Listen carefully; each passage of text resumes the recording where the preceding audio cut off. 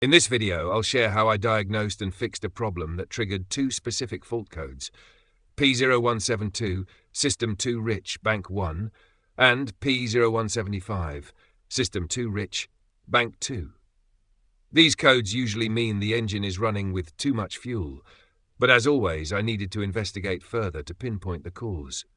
The customer brought their vehicle in, saying the check engine light was on. I started by connecting a scan tool to check for diagnostic trouble codes.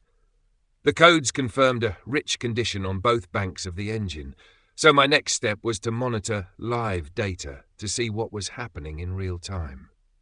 As I monitored the fuel trim parameters while the engine was running off idle, I noticed that the fuel trim values were below specifications, confirming the engine was running rich. Fuel trims are adjustments made by the engine control unit, ECU, to keep the air-fuel mixture balanced. When these values are too low, it's a sign that too much fuel is being delivered. To gather more information, I road-tested the vehicle and monitored the fuel pressure sensor signal during a wide-open throttle acceleration from a stop. The fuel pressure should remain within a specific range for proper operation. In this case, between 2031 to 2466 psi. However, during the test, I noticed the pressure was exceeding the specified range, especially as the transmission shifted into second gear. At this point, I suspected an issue with the fuel injection high-pressure pump, but I needed to confirm it with more testing.